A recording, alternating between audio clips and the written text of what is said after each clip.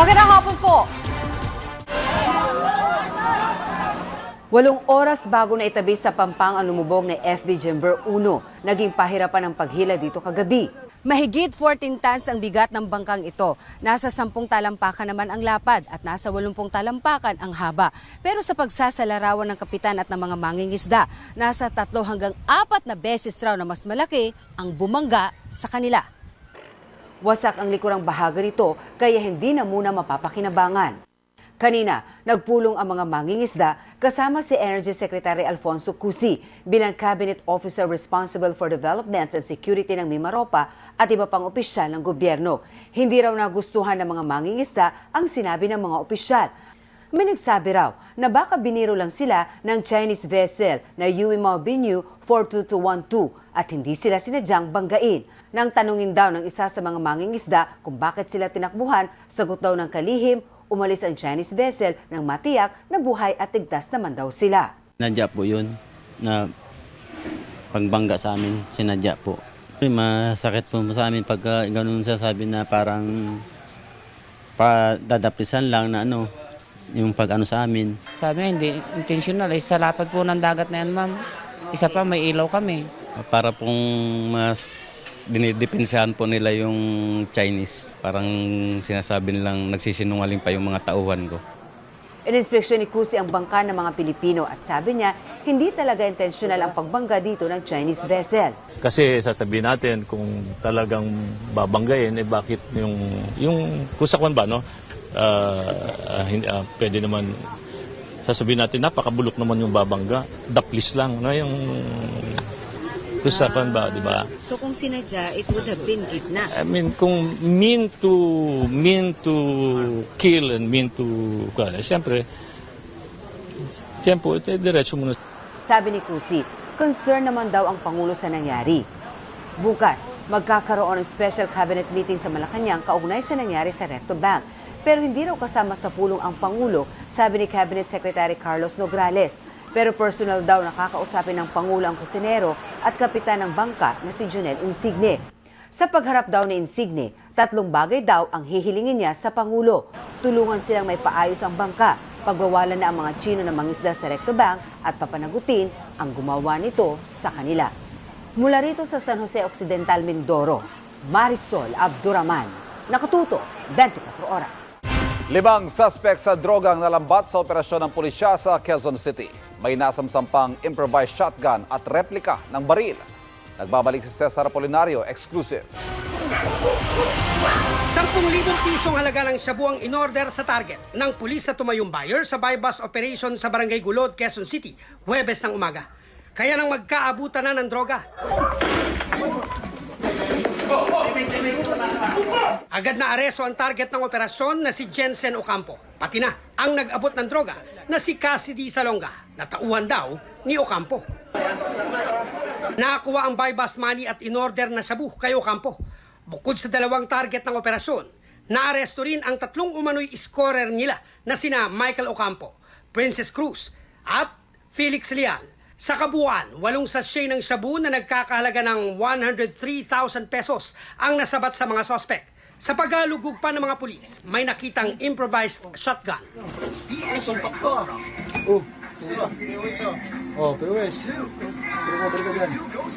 Napag niya lahat ng recover dito sa ano? May nakuha ring mga bala ng shotgun at replika ng baril. Pang ano mo yan? Panakot.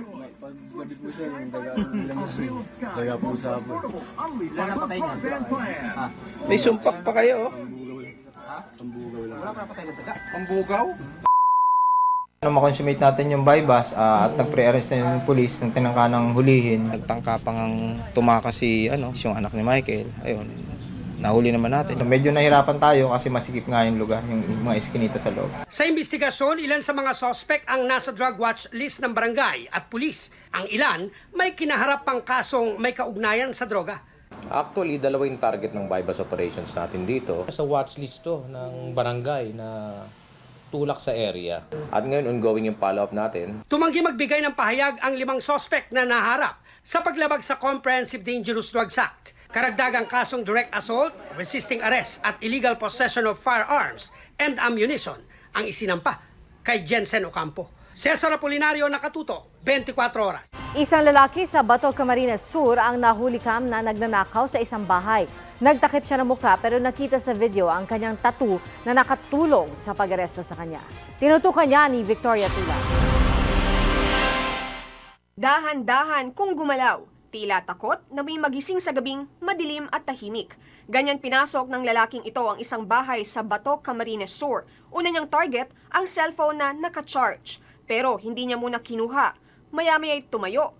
Tila nakita ang CCTV kaya dinampot ang tuwalya at tinakip sa kanyang ulo at mukha.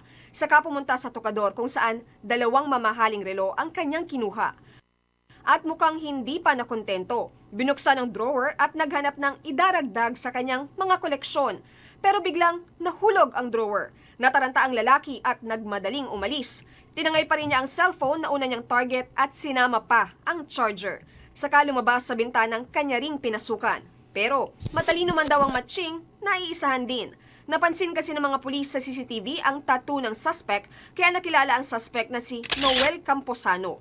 Naaresto siya sa follow-up operation. Na-recover din ang ninakaw niyang 2 relo. Nakuha rin ang cellphone na kusang isinauli ng kanyang pinagbentahan. Mailap naman sa komento ang suspect. Anong ginawa niyo sa mga ninakaw niyo? Dinenta niyo ba? Dati na ring nahuli noong 2015 si Camposano dahil sa kaparehong kaso. Nakulong ito at nakalaya. Desidido namang magsampa ng kaso ang mga biktima laban sa suspect. Stuffed toys naman ang target na kawi ng babaeng ito sa Odyongan, Romblon.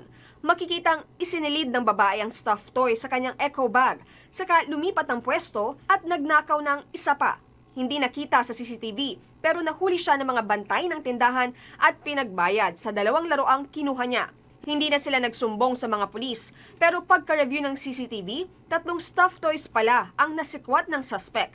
Ayon sa mga bantay ng tindahan, lagi raw naroon ang babae. Kaya hinala nila, hindi ito ang unang beses na nagnakaw siya. Victoria Tulad, Nakatutok, 24 Oras.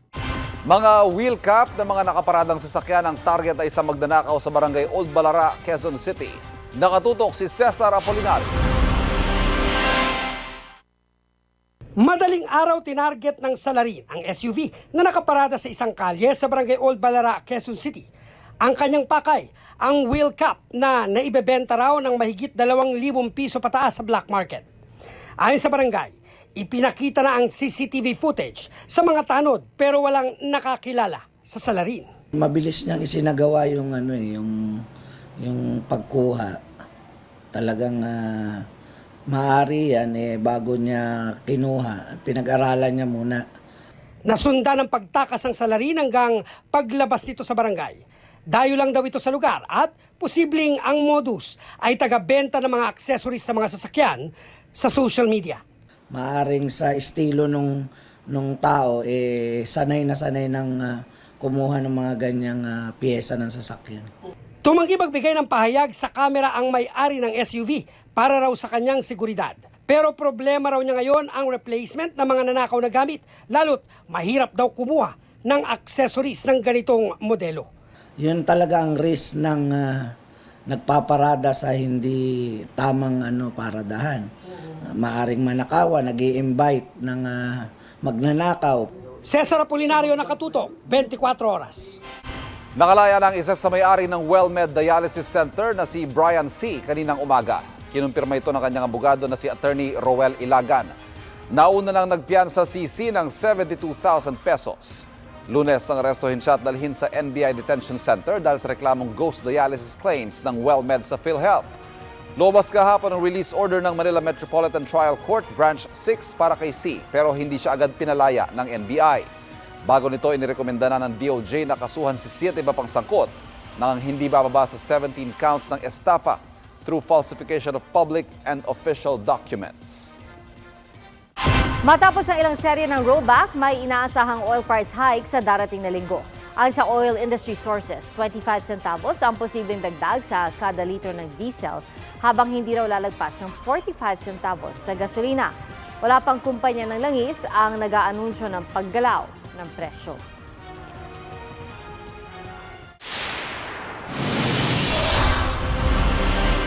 Isang ipo-ipong namuo sa Quezon kahapon. Ikinaalarma ng mga residente ang pumuo ng ipo-ipo pasado alas 4 ng hapon. Ang kwento nila, bago mamataan ng ipo-ipo ay sobrang init ng sikat ng araw. Pero bigla raw dumilim ang langit at unti-unting namuo ang ipo-ipo. Tumagal daw ito ng 15 minuto. Ipinagpasalamat naman ng mga residente na hindi ito tumama sa lupa.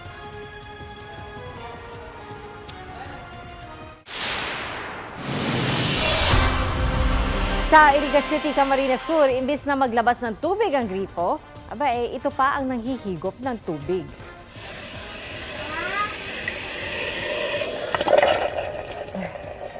At kapag binuksan ang gripo, wala namang lumalabas na tubig. Ayon sa nag-post ng video, ganito raw ang nararanasan ng ilang residente nila kada umaga. Kaya inireklamo na ito ng mga residente. Sinusubukan pa namin kunan na pahayag ang Irigas City Water District at Water Concessionaire. Nasa Los Angeles na sa Amerika, si pambansang kamao Senator Manny Pacquiao, isang buwan bago ang laban nila ni Keith Thurman. Bago bumiyahe, nagpabilib muna ang fighting senator sa kanyang huling training day sa Pilipinas. Nakatutok si Mav Gonzalez. Sa huling training day niya sa Pilipinas, naka-8 round ng sparring si pambansang kamao Manny Pacquiao. Tig-4 na round ng sparring si Javier Zayani mula France at si Gestoni Autida mula Zamboanga City. Habang pataas ang round, lalong pinupukpok ng mga kombinasyon ni Manny ang kanyang sparring partners. Kapansin-pansing mas malikot sa ring si Pacquiao ngayon. Ang bilis pa rin, tapos yung masuntok, masakit pa rin eh. Tapos kung sabi niya, suntok dong. Sabi ko, pag susuntukin ko, nawawala naman. Ang bilis. Pagkatapos nag-meet sila ni Coach Buboy Fernandez na napapailing na lang sa lakas ng mga suntok ni Pacquiao. Lagi niya nga sinasabi sa akin na sige, kung pwede dublihin pa natin, pero sa chip trainer, tinitingnan na natin ang sitwasyon na na hindi tayo hindi ma-overtrain or mag-overconfidence sa kalaban natin, na kailangan ingat din tayo. Hindi ako yung nag-i-expect ng knockout. Ang importante, mapanalo natin ang laban, mayuwi natin ang corona sa Pilipinas kasi yung knockout darating na lang yan eh. Mas makakapag-focus daw si Pacquiao sa training ngayong tapos na ang sesyon ng Senado. Kahit nang 40 years old ka na or more pa, kailangan talaga yung preparation mo enough kasi magagawa mo lahat ng magagawa mo sa taas ng ring. Kagabi tumulak na ang buong Team Pacquiao pa Los Angeles, USA para doon tapusin ang training camp. At dumating na sila sa Los Angeles kaninang umaga, oras dito sa Pilipinas. May isang buwan pa silang paghahanda bago ang paghaharap nila sa ring ni Keith Thurman sa July 20. Mav Gonzalez, nakatutok, 24 oras. Mismong si Canadian Prime Minister Justin Trudeau ang nakasalo ng ilang Pinoy sa isang kainan sa Toronto, Canada. Sa tweet ni Trudeau, makikitang umorder siya ng ilang Pinoy food at nakipagkwentuhan pa sa ilang Pilipinong kumakain sa Filipino restaurant sa Scarborough sa Toronto. Nais daw kasi ni Trudeau na matikman ang pagkain Pinoy bilang pakiisa sa Filipino Heritage Month na ipinagdiriwang doon tuwing Hunyo. Malaki naman ang pasasalamat ni Trudeau sa mainit na pagtanggap sa kanya roon. Nagtipon-tipon ang daan-daang miyembro ng Kappa Community Ministry International sa Taytay, Rizal para ipanawagan at tigilan na ang paggigipit umano sa kanila. Ayon sa mga dumalo sa pagtitipon, hindi sila naniniwalang scam ang kanilang sinalihan. Hindi rin daw nagtatago ang kanilang founder na si Pastor Joel Apolinario. Ginit din nilang hindi kalaban ng gobyerno ang Kappa, kaya panawagin nila kay Pangulong Duterte na payagan silang mag-operate muli. Hindi rin nagpahuli ang ating mga kapuso star sa pagbibigay pugay sa kanilang mga tatay. Silipin yan sa Chika ni Katatibayan. Simple pero sweet ang Father's Day greeting ni Marian Rivera kay Ding Dong Dantes. Sabi pa niyan, best actor na, best daddy pa si Dong, na binigyan nila ng cute gifts. Happiness at craziness naman ang dala ni Daddy Drew, sabi ni Ia Villania. Sabi naman ni Drew, fatherhood doesn't feel like a piece of cake, pero sweet naman daw ito. Binati rin ni Rochelle Pangilinan ng asawa niyang si Arthur Solinap na first time magdiwang ng Father's Day. Si Mike Tan ay binida naman ngayong Father's Day ang kanyang little fireball na anak. Throwback picture naman ang pinost ni Hart sa first man she ever loved, ang kanyang Daddy Ray. Words of wisdom naman daw ang laging pabaon kay Alden Richards ng kanyang Daddy Bay. It really taught me how to be professional in my work, my job, especially pagdating sa oras, pagdating sa pakikibagay sa mga tao. Siya rin yung nagturo sa akin na wag madaling manghusga. Kasi hindi naman natin alam kung saan, anong pinanggalingan. Happy Father's Day, pagpatuloy mo lang pagiging hypebeast mo. Supportahan naman kita dyan. Namana naman daw ni Mikey Quintos ang kanyang katapangan sa kanyang daddy Wardy. Nung times na na-test yun, yung kailangan kong maging matapang, nagugulat ako na meron pala ako, na kaya ko pala. I'm thankful din sa tough love ni Dad. Pagpapahalaga naman sa relasyon sa kapwa ang itinuro kay Kailin Alcantara ng kanyang daddy Butch. Most important lesson na natutunan ko sa papa ko, madami po eh. But ang pinaka natandaan ko lang sa kanya ay piliin mo kung sino yung pagkakatiwalaan mo sa buong buhay mo. Katatibayan updated sa Showbiz Happenings. And that's it for our Sunday Chikahan. Ako po si Nelson Canas. Happy Father's Day, Ivan. Viral po ngayon ang party ng mga aso. Siyempre, party yan, kumpleto sa games, kabilang ang pabitin. Narito ang usapang pets ni Rida Reyes. Sinong may sabing kids lang ang pwedeng mag-parlor games? Aba, dogs are allowed din. Sa videong ito, game na naglalaro ng pabitin ang mga aso. Ang pag-aagawan, mga hotdog. Siyempre, walang gustong magpatalo. Gaway. Kahit pa ang pinakamaliit na asong ito, palaro yan sa 4th birthday party ng asong si Padfoot. Bukod sa palaro, syempre may bonggang handa rin siya.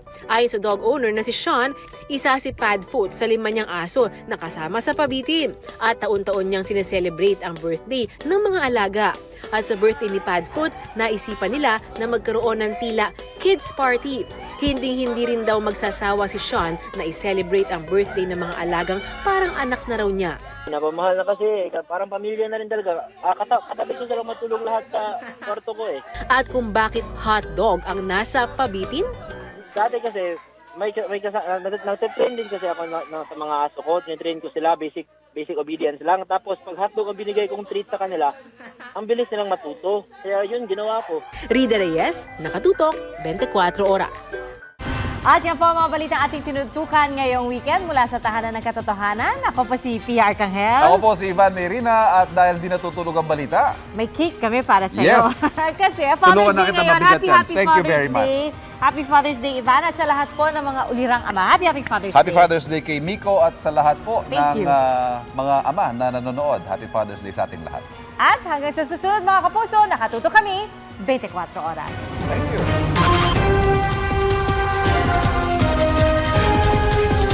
For more chika updates, like and subscribe GMA's YouTube channel. I-click lang ang subscribe button na lalabas sa screen. At sa mga kapuso natin abroad, maaari nyo kaming masubaybayan sa GMA Pinoy TV at sa www.gmanews.tv.